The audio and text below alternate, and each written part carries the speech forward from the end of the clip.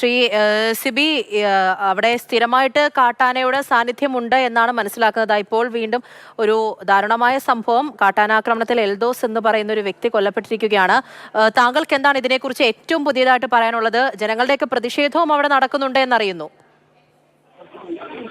ഇവിടെ പഞ്ചായത്തിൽ ഇപ്പോൾ സ്ഥിരമായിട്ട് ആനശല്യം ഉണ്ട്. നിരന്തരമായിട്ട് ജനങ്ങൾ ഫെൻസിങ് ഒക്കെ വലിക്കണം എന്നൊക്കെ പറയും,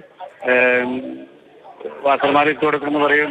ഒന്നുമില്ല. ഇതിപ്പോ ജോലി കഴിഞ്ഞ് വീട്ടിലേക്ക് പോകുന്ന വഴിക്കാണ് എൽദോസിന് ഒരു കടയിൽ വന്ന് സാധനങ്ങൾ മേടിച്ച് ആള് നടന്നു പോരുമായിരുന്നു. വയസ്സായ അപ്പനും അമ്മയും മാത്രമാണ് വീട്ടിലുള്ളൂ. ഏക മകനാണ്, വിവാഹം കഴിച്ചിട്ടില്ല. ഒരു ശതമാനമൊക്കെ ആയിട്ടാണ് വന്നേ. അതെ, താങ്കൾ ഇപ്പോൾ ആ സ്ഥലത്തുണ്ടല്ലേ? സ്ഥലത്തുണ്ട്. ബോഡിയുടെ മുമ്പിൽ ബോഡി വലിച്ചു കീറി ഒരു നമ്മള് കടയില് ഇറച്ചി വെട്ടില്ലേ, ആ രീതിയിലാണ്. അതെ, മനസ്സിലായി. ഇദ്ദേഹത്തിന്റെ വീടും ആ ബസ് ഇറങ്ങി അവിടെ നിന്ന് അടുത്ത് തന്നെയാണോ ഇദ്ദേഹത്തിന്റെ വീട്? സാധാരണ ഇവിടെ നിന്ന് നടന്നു പോണ വഴിയാ. അതെ. ഇപ്പൊ ഫോറസ്റ്റ് ഉദ്യോഗസ്ഥരൊക്കെ അവിടെ എത്തിയിട്ടുണ്ടോ? ഈ മൃതദേഹം മാറ്റാൻ പറ്റിയിട്ടുണ്ടോ?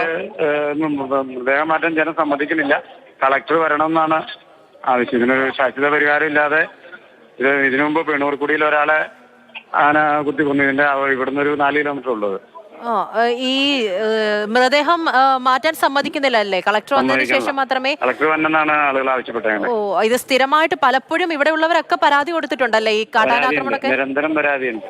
അതെ, ഈ ഒരു പ്രദേശം അത് കൃത്യമായിട്ട് എവിടെയാണ്? നമുക്കിപ്പോൾ കുട്ടമ്പുഴ പഞ്ചായത്ത് എന്ന് പറയുന്നു, ക്രാച്ചേരി സ്വദേശിയാണെന്ന് പറയുന്നത്. കറക്റ്റ് ക്രാച്ചേരി എന്നാണോ സ്ഥലത്തിന്റെ പേര്? കോതമംഗലത്തുനിന്ന് കുട്ടമ്പുഴ വന്നിട്ട് കുട്ടമ്പുഴന്ന് ഉരുളൻതണ്ണി മാമലക്കണ്ടം പോണ വഴിക്ക്. അതെ.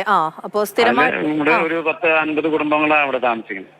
അത് ശരി. ഇദ്ദേഹത്തിന്റെ വീട്ടിൽ അമ്മയച്ഛനും മാത്രമാണല്ലേ? അമ്മയച്ഛന് മാത്രമേ ഉള്ളൂ. വയസ്സായി അമ്മയച്ഛന് മാത്രമേ. ഏകദേശം 45 വയസ്സിന്റെ അടുത്ത് പ്രായമുള്ള ആളാണ്.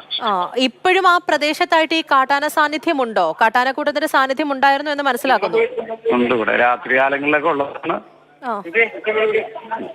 ശരി ശ്രീ സിബി, അദ്ദേഹം ആ സംഭവ സ്ഥലത്തുണ്ട്.